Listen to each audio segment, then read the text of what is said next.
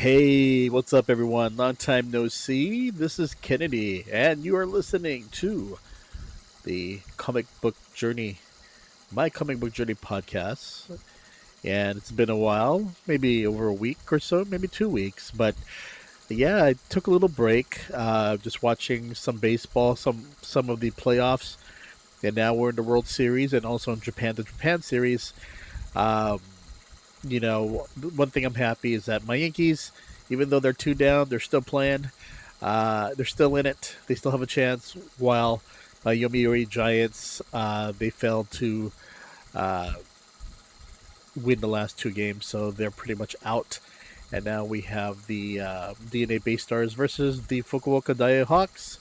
And in the U.S., we have the Los Angeles Dodgers versus the New York Yankees. And to tell you the truth, um, I like both teams. Yankees is my favorite, of course, but when there is a national team, my Dodgers, not my Dodgers, but my favorite team is the Dodgers. But the thing is that the Yankees trumps everything for me, and I do want to see Otani win a World Series. It's just that, man, I didn't want to win against my Yankees, because the Yankees have been waiting since 2009 for them to get back into the World Series. It's taken a while, and we'll see how things go.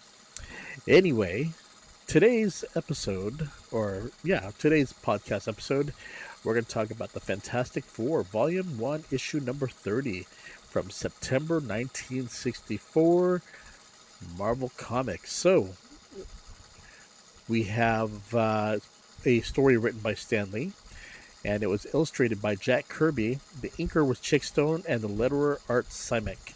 So, pretty much just take a look at this cover right here. And 12 cents. Wow. This is probably one of the few early Fantastic Four issues that I have. But as you can see here, you can see the Thing looking human. What's going on there? So anyway, the Fantastic Four. What I loved about how Stan Lee and Jack Kirby did with the series, and to showcase them and all their faults and glories, by no means was the Fantastic Four a perfect group. And in those early years, they were still trying to find out how to work as a team. So for this 30th issue, the group were on vacation, and as the group has been warned about not going to the lair of Diablo, guess what this group ends up doing? Yes, they went to the lair of Diablo and are now going through thick bushes and many vines and trees until Reed finds what may be Diablo's lair. And what they find are scary statues and a villager named Baron Hugo, who happens to be the mayor of the territory, and warns them to not enter the castle of Diablo. He explains, that Diablo is an evil alchemist whose strange potions menaced all of mankind, and their ancestors sealed him within the castle 100 years ago for the protection of the people. Supposedly, he had found the secret of prolonging human life, and so the people in the village worry that he still lives within the castle. As the group is led out by the Baron, as the group is led out by Baron Hugo, the mayor, and are given rooms to sleep, Ben is awakened and entranced to go back into the castle. And using his brute strength, he breaks the cement stopper and releases Diablo from captivity. Reed, Sue, and Johnny try to look for Ben, and they find Ben almost looking human, but still made of rock. Diablo refers to Ben as his assistant, and Ben signed a contract to serve Diablo for 1 year due to his potions that he was given. And as Reed tries to fight Diablo, Ben stops him, and Diablo explains that the Thing is indebted to Diablo for improving his appearance.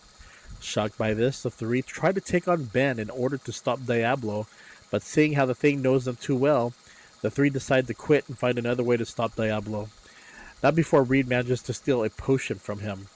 As Diablo tries to become a millionaire by selling his potions worldwide, Reed realizes that Diablo's potions is fraudulent, and how dangerous they are.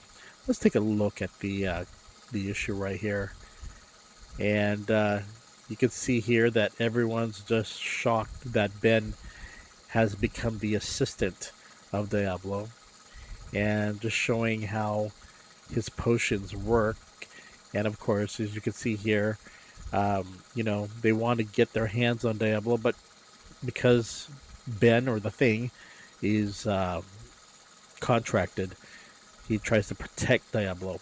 And this is something that people need to realize with the Thing. He is a person that his major fault as a superhero or as a human, now as a superhero, is his form. Ben never liked it. He hates it. He does not like to be this rock thing. He wants to be back to human, and he would do anything to go back to being human. And that is the storyline that plays strongly in Fantastic Four issues. So let's go back to the cover here. So as Diablo tries to become a millionaire by selling his potions worldwide, Reed realizes that Diablo's potions is fraudulent, and the Thing takes notice that many generals from different countries have come to make Diablo rich. But as the Thing goes to try to find the potion to make him better, he finally sees the mirror and realizes that he is back to his original self, and realizes that Diablo is a fraud. So the question is, can the Fantastic Four defeat Diablo? And the issue was no doubt entertaining. Stanley makes the groups human, not some bravado superhero group, but people who have their issues, not just.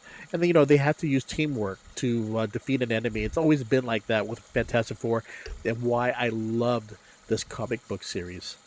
No one's perfect, but together they can be fantastic. Pardon the pun. But yeah, it's just interesting to see Ben just wanting to be normal. It's again, it's a common theme, but this one strongly, and he almost gets it, but not so much. But anyway, there was also a good two-page letters page, and an interesting take on readers of the Fantastic Four during that era, during that time. But overall, it's a classic issue. Okay, everyone, you take care, and I will see you later. Wink, wink, and See you later, everyone. Bye-bye.